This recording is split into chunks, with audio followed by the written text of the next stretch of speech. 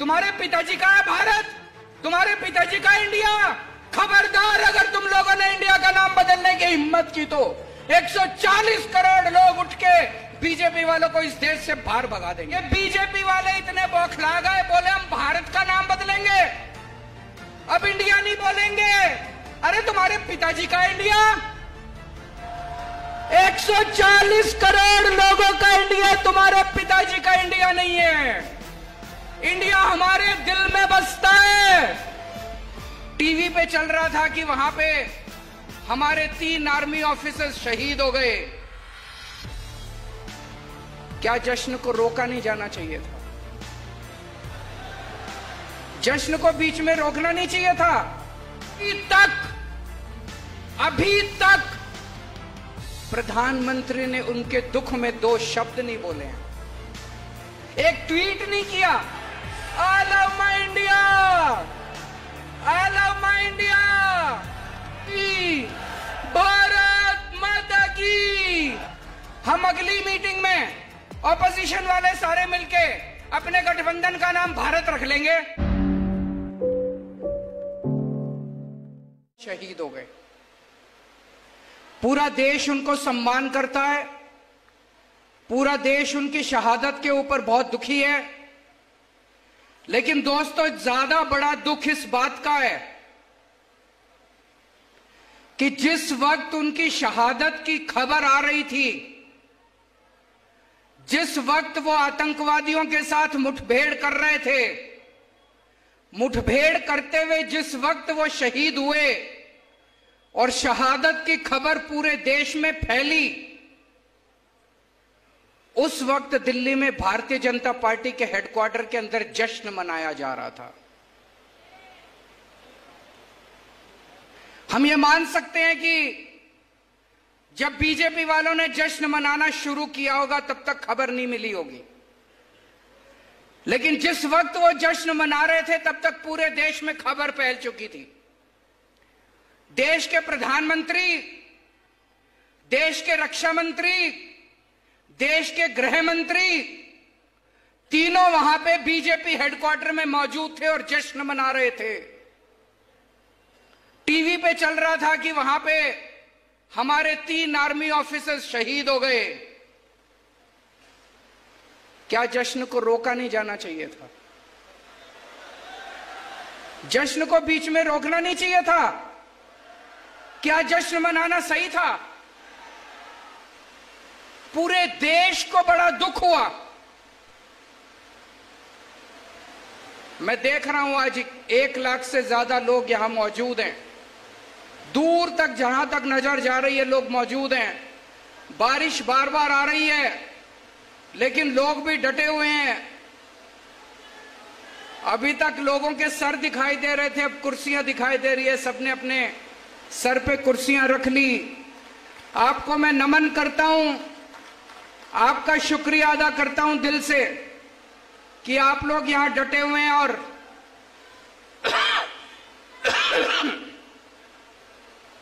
सारा देश इस बात से ज्यादा दुखी है। हमारा पहला दुख है कि हमारे 4 आर्मी ऑफिसर्स शहीद हो गए। हमारा दूसरा बड़ा दुख है कि हमारे देश, जब वो हमारे जवान, हमारे आर्मी ऑफिसर शहीद हो रहे थे और मुठभेड़ में मारे गए, हमारे देश के प्रधानमंत्री, गृह मंत्री और डिफेंस मिनिस्टर जश्न मना रहे थे। तीसरा बड़ा दुख है, आज 4 दिन हो गए इस बात को, 4 दिन पहले वो मुठभेड़ में शहीद हुए थे। अभी तक प्रधानमंत्री ने उनके दुख में 2 शब्द नहीं बोले हैं, एक ट्वीट नहीं किया। हर चीज पे ट्वीट करने वाले प्रधानमंत्री, हर चीज पे ट्वीट करने वाले गृह मंत्री, हमारे देश के 3 जवान शहीद हो गए आतंकवादियों से मुठभेड़ करते करते। क्या मजबूरी है?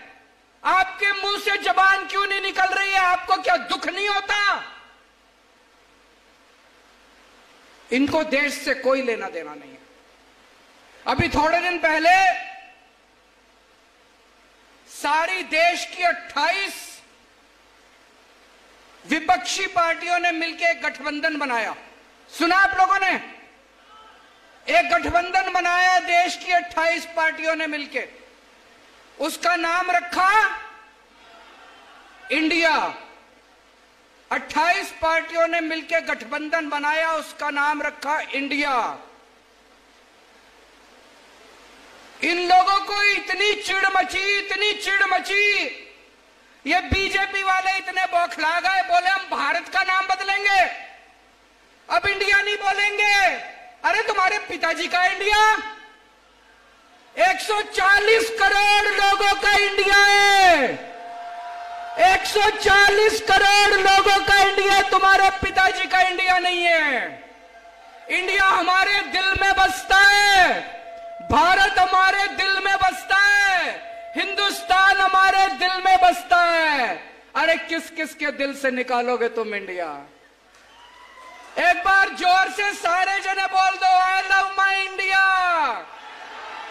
I love my India, I love my India. हम अपने भारत से प्यार करते हैं। भारत माता की, भारत माता की। हम अपने हिंदुस्तान से प्यार करते हैं। सारे जहां से अच्छा। मैं बीजेपी वालों को चैलेंज करना चाहता हूं, हिम्मत है तो इंडिया का नाम बदल के दिखाओ तुम। 140 करोड़ लोगों का इंडिया है, 140 करोड़ लोगों के दिल में बसता है इंडिया। थोड़े दिन पहले तक, पिछले साल तक ये लोग प्रोग्राम चलाते थे, digital India, stand up India, क्या क्या था, make in India, skill India, हाँ जी, ले देखो इंडिया।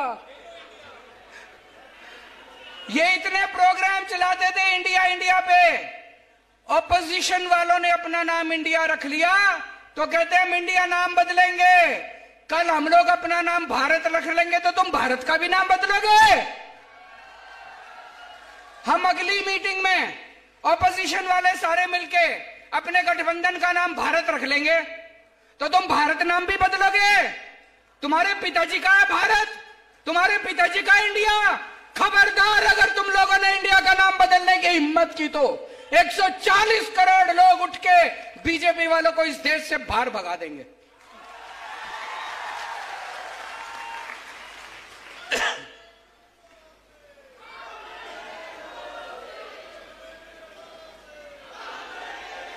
दोस्तों, पहले दिल्ली के लोग बहुत दुखी थे।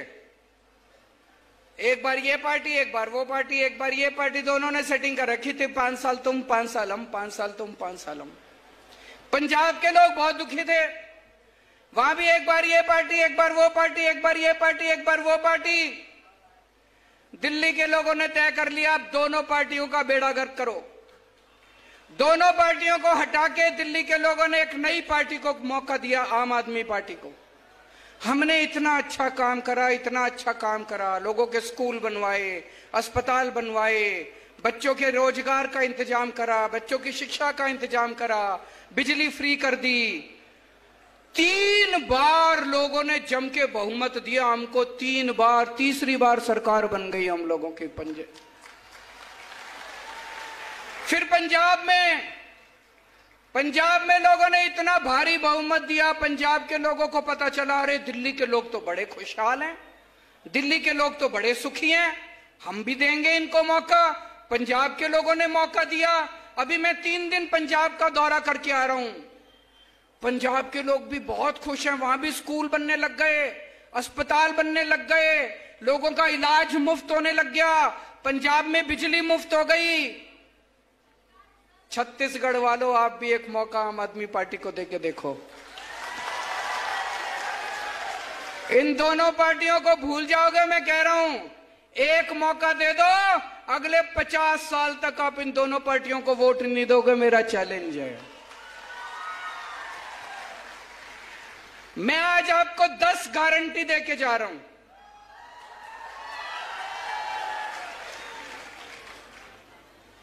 ये बीजेपी वाले आएंगे, कांग्रेस वाले आएंगे, कहेंगे शपथ पत्र है हमारा, संकल्प पत्र है, मैनिफेस्टो है। हमारा कोई मैनिफेस्टो नहीं होता, हम गारंटी देते हैं।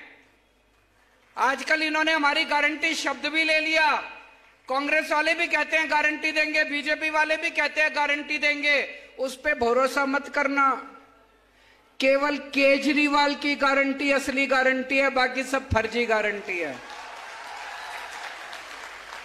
मैं आज आपको केजरीवाल की गारंटी देके जा रहा हूं। पहली गारंटी, आपके यहां बिजली आती है, पावर कट लगता है, बिजली जाती है, खूब जाती है बिजली, लंबा लंबा पावर कट लगता है। आज आपको गारंटी देके जा रहा हूं। पहले दिल्ली में भी 8-8 घंटे के पावर कट लगते थे। पंजाब में 1.5 साल पहले सरकार बनी है, उसके पहले 10-10 घंटे के पावर कट लगते थे। अब दिल्ली में 24 घंटे बिजली मिलती है, पंजाब में 24 घंटे बिजली मिलती है। एक मौका दे दो, 2 साल के अंदर आपकी 24 घंटे बिजली कर दूंगा पूरे छत्तीसगढ़ के अंदर। बिजली के बिल ज्यादा आते हैं कि नहीं आते? दिल्ली में बिजली मुफ्त कर दी, पंजाब में बिजली मुफ्त कर दी। एक मौका दे दो, सरकार बनने के 3 महीने के अंदर आपकी बिजली मुफ्त कर दूंगा। लेकिन एक बात है, बिजली मुफ्त भी कर दी, लेकिन कई लोग ऐसे हैं जिनके फर्जी बिजली के बिल आए हुए हैं, पुराने आ रखे हैं कि नहीं आ रखे? किसी के 10,000 का, किसी का 20,000 का। जब बिजली के बिल ठीक कराने जाते हो तो बाबू कहता है 5,000 रुपए दो, नहीं तो बिजली का बिल ठीक नहीं करूंगा। कहता है कि नहीं कहता? आपके 30 अक्टूबर, अभी जो 30 अक्टूबर आने वाली है, 30 अक्टूबर तक के सारे पुराने बिजली के बिल माफ कर देंगे और आगे आपके बिजली मुफ्त कर देंगे। दिल्ली में भी किया था, पंजाब में भी किया था। पंजाब में हमारी 16 मार्च को सरकार बनी थी। 31 दिसंबर तक के पहले जितने बिजली के बिल थे सारे माफ कर दिए, सारे जीरो कर दिए। अब पंजाब में भी लोगों के बिजली के बिल जीरो आते हैं, दिल्ली में भी लोगों के बिजली के बिल जीरो आते हैं। फोन करके पूछ लेना। दूसरी गारंटी, शिक्षा की गारंटी। आपके बच्चे, मैं पूछना चाहता हूं, यहां पे कितने लोगों के बच्चे सरकारी स्कूल में पढ़ते हैं? हाथ खड़े करें। सरकारी स्कूल से खुश हो? खराब है सरकारी स्कूल? आपके बच्चे मेरे बच्चे, आपके बच्चों को मैं अपना बच्चा मान के, जैसी शिक्षा मैंने अपने बच्चों को दी है, ऐसे शानदार सरकारी स्कूल बना दूंगा।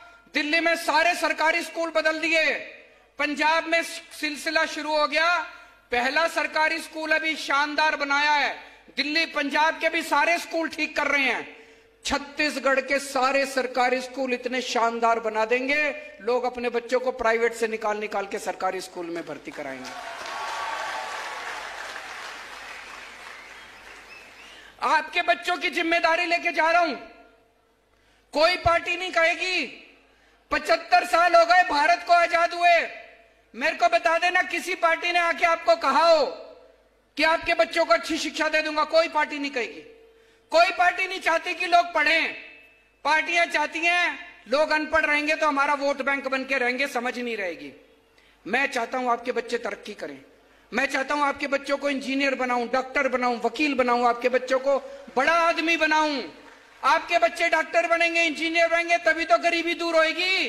होगी कि नहीं होगी? आपके बच्चों की जिम्मेदारी लेके जा रहा हूं, आपके बच्चों को अच्छी शिक्षा दूंगा। और जितने कच्चे टीचर हैं सारे कच्चे टीचरों को पक्का करेंगे।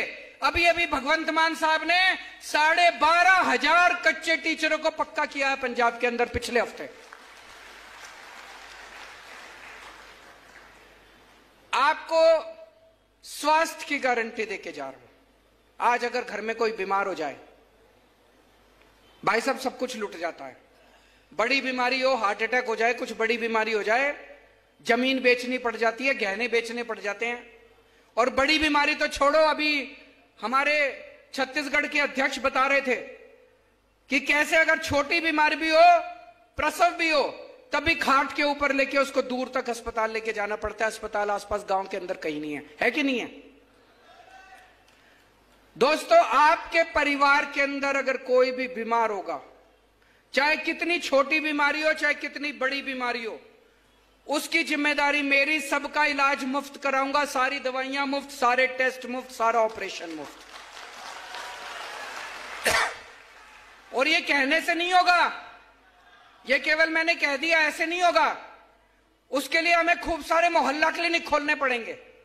दिल्ली में 550 मोहल्ला क्लिनिक चल रहे हैं, पंजाब में 650 मोहल्ला क्लिनिक शुरू हो गए, छत्तीसगढ़ के गांव गांव के अंदर मोहल्ला क्लिनिक खोलेंगे। आपके अपने बीमार आदमी को आपको खाट पे दूर लेके जाना नहीं पड़ेगा, आपके गांव में एक मोहल्ला क्लिनिक, गांव क्लिनिक खोलेंगे, गांव क्लिनिक।